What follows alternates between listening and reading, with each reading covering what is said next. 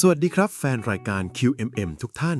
กลับมาพบกับผมพี่ต้นอีกครั้งในพื้นที่แห่งการตั้งคำถามและค้นหาความจริงครับวันนี้บรรยากาศในห้องอัดของเราดูจะขลังเป็นพิเศษเพราะบนโต๊ะผมมีโมเดลกะโหลกจำลองวางอยู่เพื่อให้เข้ากับหัวข้อที่ร้อนแรงที่สุดเรื่องหนึ่งในโลกโบราณคดีครับและมุกค่ะวันนี้มุกตื่นเต้นจนนั่งไม่ติดเลยเพราะเราจะมาคุยกันเรื่องกะโหลกคริสตัลหรือ The Crystal Skulls วัตถุที่ว่ากันว่ามีพลังลึกลับมีที่มาจากนอกโลกและยังเป็นแรงบันดาลใจให้หนังดังระดับตำนานอย่างอินเดียนาโจนส์ด้วยค่ะพี่ต้นใช่ครับมุกลองหลับตาแล้วนึกภาพตามพี่นะย้อนกลับไปในปี 1924 ท่ามกลางป่าดิบชื้นที่เขียวชอุ่มในประเทศเบลิสอเมริกากลางแสงแดดรำไรพยายามสอดส่องผ่านยอดไม้หนาทึบเสียงนกป่าและแมลงร้องระงมไปทั่วนักสำรวจชาวอังกฤษจอมระห่ำชื่อ F.A. Mitchell Hedges กำลังนำทีมขุดค้นซากอารยธรรมมายาที่ชื่อว่าลูบานทานันในประเทศเบลิสอเมริกากลางครับบรรยากาศต้องดูน่าเกรงขามและเต็มไปด้วยความลับแน่ๆเลยใช่ไหมคะถูกต้องครับมุกและในวันเกิดครบรอบ 17 ปีของแอนนาลูกสาวบุญธรรมของเขาเธอได้สังเกตเห็นประกายไฟประหลาดสะท้อนออกมาจากใต้แท่นบูชาที่พังทลายเมื่อเธอค่อยๆปัดฝุ่นและเศษหินออกสิ่งที่ปรากฏคือกะโหลกที่ทำจากคริสตัลใสขนาดเท่ากะโหลกมนุษย์จริง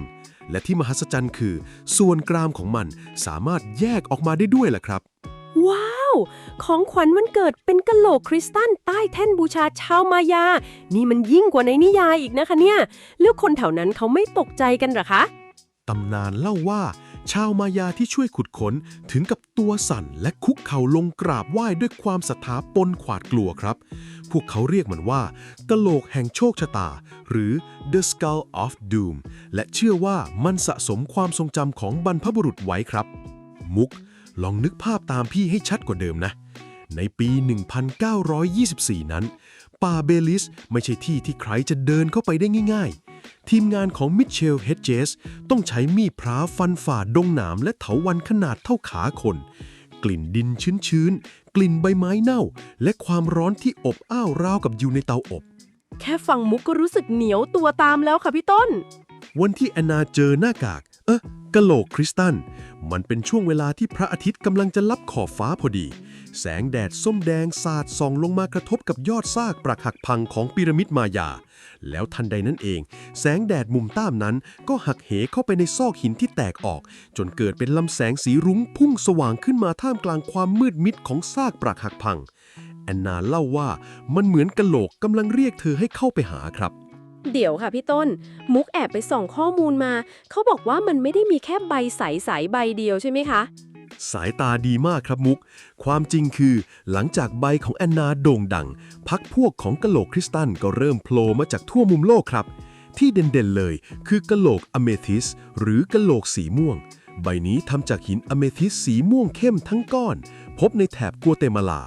ความน่าทึ่งคืออะเมทิสมันเปราะกว่าคริสตัลใสมากถ้าช่างโบราณจีรนัยพลาดแม้แต่นิดเดียวมันจะแตกละเอียดทันทีแต่นี่กลับออกมาสมบูรณ์แบบจนน่าประหลาดใจครับสีม่วงต้องดูขลังและทรงพลังมากแน่ๆเลยเหรอคะแล้วมีสีอื่นอีกไหมคะมีครับมีทั้งกะโหลกโรสควอตซ์สีชมพูอ่อนที่ดูอ่อนโยนเหมือนความรักแต่ที่พีคคือกะโหลกสีดำหรือ The Black Skull ที่ทำจากหินออฟซิเดียนหรือหินภูเขาไฟใบนี้ถูกเชื่อมโยงกับพิธีกรรมด้านมืดของเหล่านักบวชแอสเท็กเชื่อว่าใช้ในการดึงดวงวิญญาณหรือการสาปแช่งศัตรูครับบรือมุกเริ่มรู้สึกว่าห้องอัดเราหนาวขึ้นมาทันทีเลยค่ะพี่ต้นคะมุกเคยได้ยินชื่อกะโหลกใบหนึ่งที่เขาเรียกกันว่าแม็กซ์ใบนี้เขามีเจ้าของเป็นตัวเป็นตนและดูเหมือนเขาจะใจดีกว่าใบอื่นๆใช่ไหมคะใช่ครับมุก Max หรือ The Texas Crystal Skull คือกะโหลกคริสตัลขนาดใหญ่หนักถึง8กิโลกรัมที่มีเรื่องราวน่าทึ่งมากครับเจ้าของคนปัจจุบันคือคุณโจแอนพาร์ตเธอเล่าว่ากะโหลกใบนี้ถูกมอบที่สามีของเธอโดยพระลามะชาวทิเบตครับเป็นการขอบคุณที่ช่วยดูแลอาการป่วยครับจากอเมริกากลางไปถึงทิเบตเลยเหรอคะระยะทางไกลกันคนละซีกโลกเลยนะคะนั่นแหละครับคือความประหลาด พระลามะท่านนั้นบอกว่ากะโหลกใบนี้ถูกใช้ในพิธีกรรมบำบัดในอารามบนเทือกเขาหิมาลัยมานานนับร้อยปี และเมื่อคุณโจแอนเอามันกลับมาที่เท็กซัสเธอเล่าว่ากะโหลกแม็กซ์เริ่มแสดงพลังด้วยการเปลี่ยนสีได้เองครับบางวันก็ดูใสแจ๋วบางวันก็ดูขุ่นมัวเหมือนมีเมฆหมอกอยู่ข้างในตามสภาวะอารมณ์ของคนที่เข้าใกล้ครับโหเหมือนเขามีชีวิตเลยนะคะแล้วใบที่ชื่อว่าชานาราล่ะคะชื่อดูเหมือนชื่อตัวละครในนิยายเลยค่ะใบนั้นก็น่าสนใจครับถูกค้นพบโดยนิกโนเซริโนนักวิจัยพลังจิตเขาอ้างว่าเขาใช้สมาธิจิตนำทางจนไปพบมันถูกฝังอยู่ในถ้ำในประเทศเม็กซิโกนิกเล่าว่าตอนที่เขาสัมผัสกะโหลกชานาราครั้งแรกเขาไม่ได้รู้สึกถึงความเย็นของหินแต่กลับรู้สึกถึงกระแสไฟฟ้าอ่อนๆที่วิ่งเข้าสู่ปลายนิ้วมือและทำให้เขาเห็นภาพแผนที่ดวงดาวที่ไม่เคยเห็นในชีวิตมาก่อนเลยครับพี่ต้นคะนอกจากใบที่ชื่อแม็กซ์แล้วมุกได้ยินว่ามีใบที่ชื่อว่าอาร์มี่ด้วยใบนี้มีสตอรี่ที่ต่างออกไปไหมคะมีครับกะโหลกอาร์มี่เป็นกะโหลกอเมทิสสีม่วงอีกใบหนึ่งที่โด่งดังมากแต่อันนี้พีคตรงที่มันถูกดูแลโดยครอบครัวหนึ่งในอเมริกาเหนือมานานหลายทศวรรษครับเขาเล่าว่ากะโหลกใบนี้มีบุคลิกครับมุกกะโหลกหินเนี่ยนะมีบุคลิกเขามีอาการยังไงคะ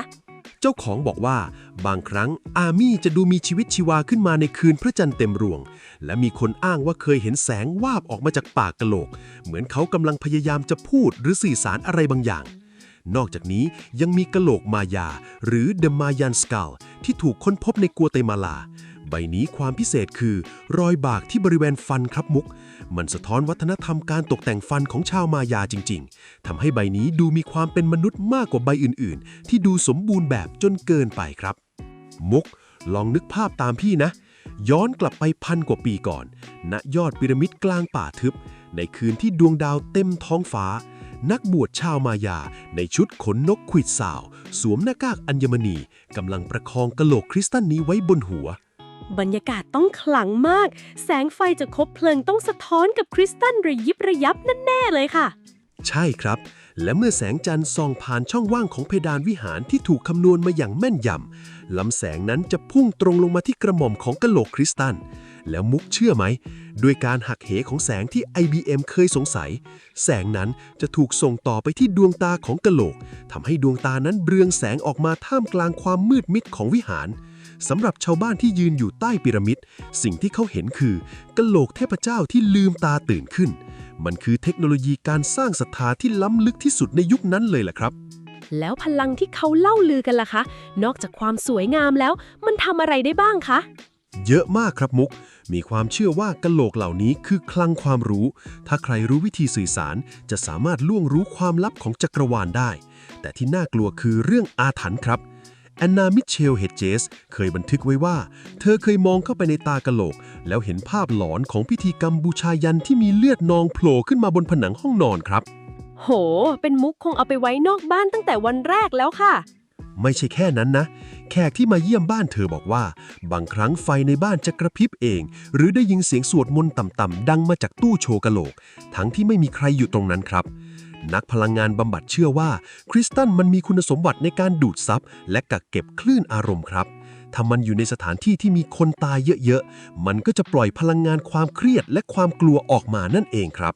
มุกเคยได้ยินบางทฤษฎีบอกว่านี่ไม่ใช่ฝีมือมนุษย์ด้วยซ้ำพี่ต้นเชื่อเรื่องนี้ไหมคะมาแล้วครับทฤษฎีสาย Ancient Aliens ใช่ครับมุกนักวิจัยบางกลุ่มเชื่อว่ากะโหลกคริสตัลเนี่ยมีโครงสร้างโมเลกุลที่ถูกจัดเรียงใหม่ด้วยเทคโนโลยีระดับอะตอมที่ล้ำหน้าเกินมนุษย์ยุคนั้นจะทำได้เขาบอกว่ามันคือฮาร์ดไดรฟ์ที่มนุษย์ต่างดาวทิ้งไว้ให้เราเพื่อรอวันที่มนุษย์จะมีระดับจิตสำนึกสูงพอจะมาถอดรหัสข้อมูลการกำเนิดโลกและจักรวาลที่อัดแน่นอยู่ข้างในครับเหมือนเราพยายามจะเชื่อมต่อ Wi-Fi กับเทพเจ้าเลยนะคะเนี่ยฟังไปฟังมามุกว่ากะโหลกคริสตัลนี่มันคือ iPhone รุ่นบรรพการชัดๆเลยค่ะพี่ต้น คิดได้เจ๋งมากมุกถ้าลองวิเคราะห์ดูนะมันเหมือนกันจริงๆ iPhone มีหน้าจอกระจกแข็งๆกะโหลกนี่ก็คริสตัลแข็งโป๊ก iPhone ใช้เก็บข้อมูลกะโหลกก็ถูกเชื่อว่าเป็นคลังความรู้ต่างกันแค่เราใช้สายชาร์จแต่กะโหลกอาจจะต้องใช้สายชาร์จพลังจิตในการบูตเครื่องขึ้นมาครับแล้ว User Interface ล่ะคะกะโหลกมีปุ่ม Home ไหมคะปุ่ม Home ไม่มีครับมุกแต่เขามี Lensing Effect ครับเวลาเราจ้องไปที่ตาของมัน การหักเหของแสงจะทำให้เราเห็นภาพเสมือนจริงเหมือนดูจอเรตินาเลยเพียงแต่คอนเทนต์ที่มันเปิดให้ดูอาจจะเป็นนิมิตเรื่องอนาคตแทนที่จะเป็นคลิปเต้น TikTok ครับและที่สำคัญมันมีของเรียนแบบเหมือน iPhone ก๊อปเกรด A ด้วยใช่ไหมคะมุกรู้ไหมว่าทำไมต้องเป็นคริสตัลในทางวิทยาศาสตร์ปัจจุบันเรามีสิ่งที่เรียกว่า 5D Optical Data Storage หรือที่นักวิทยาศาสตร์เรียกว่าผลึกความทรงจำซูเปอร์แมนครับชื่อเท่มากค่ะมันทำหน้าที่เหมือนกะโหลกคริสตัลยังไงคะมันคือการใช้เลเซอร์บันทึกข้อมูลลงในแก้วนาโนโครงสร้างซึ่งสามารถเก็บข้อมูลได้มหาศาลและอยู่ได้นานนับพันล้านปีโดยไม่พังนักทฤษฎีสายล้ำเลยมองว่ากะโหลกคริสตัลอาจจะเป็นไทม์แคปซูลที่คนจากอนาคตส่งกลับมาให้อดีตหรือมนุษย์ต่างดาวส่งมาทิ้งไว้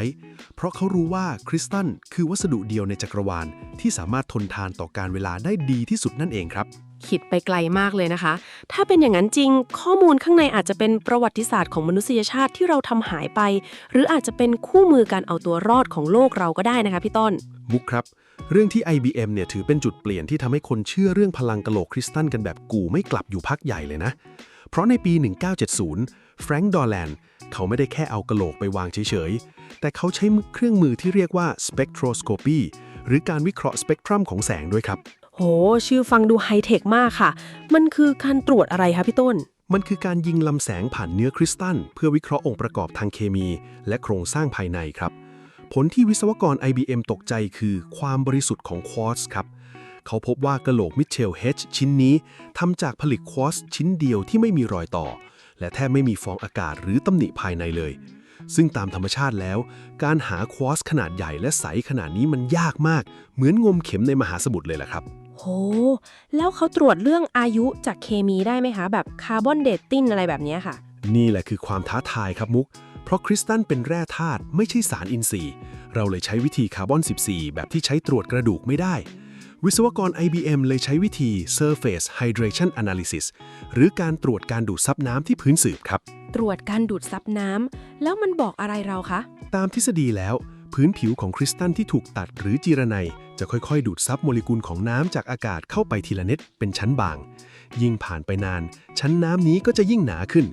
วิศวกรพยายามจะวัดความหนาของเลเยอร์นี้เพื่อคำนวณย้อนกลับไปว่ามันถูกทำขึ้นเมื่อกี่พันปีก่อนครับแล้วผลออกมาว่ายังไงคะ 3,000 ปีจริงไหมคะผลคือตรวจไม่ได้ครับมุกเพราะพื้นผิวกะโหลกถูกขัดจนลื่นและสะอาดเกินไปจนไม่เหลือรอยท้อตามธรรมชาติ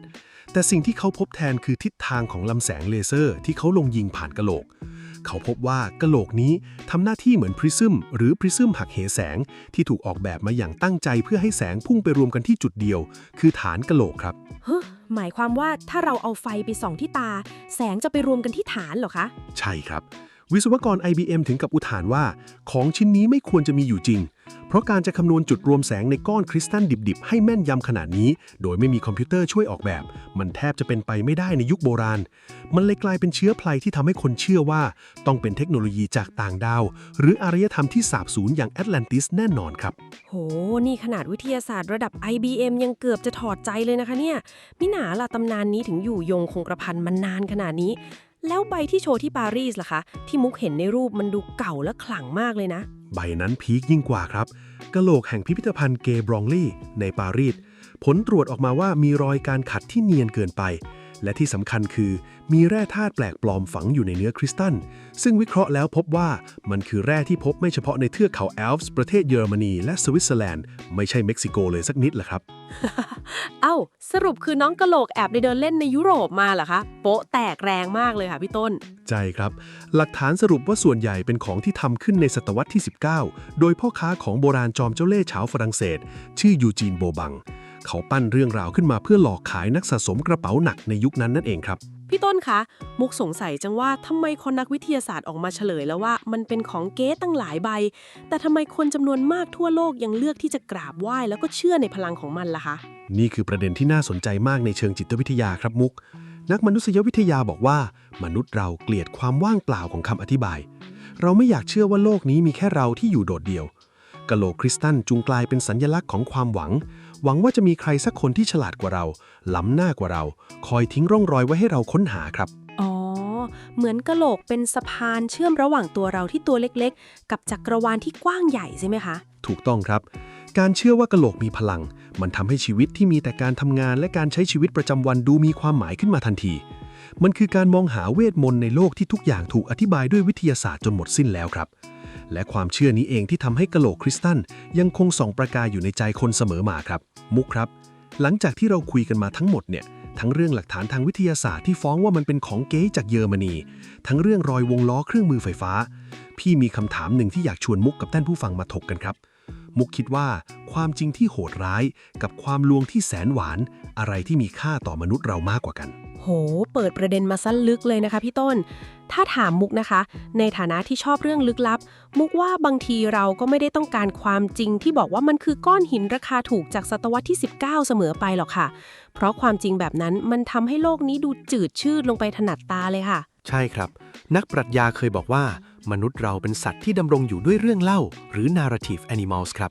เราไม่ได้กินแต่ข้าวหรือหายใจเอาอากาศเข้าไปเท่านั้นแต่เราหายใจเอาความหมายเข้าไปด้วย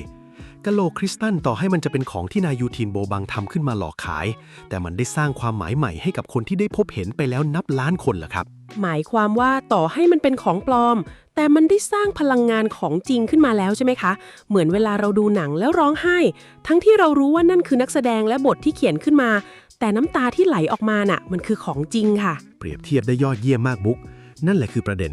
กะโหลกคริสตัลทำหน้าที่เป็นภาชนะให้มนุษย์ใส่ความปรารถนาลงไปใครที่อยากเห็นทางรอดของโลกก็เห็นนิมิตในกะโหลกใครที่อยากติดต่อกับบรรพบุรุษก็ได้ยินเสียงสวดมนต์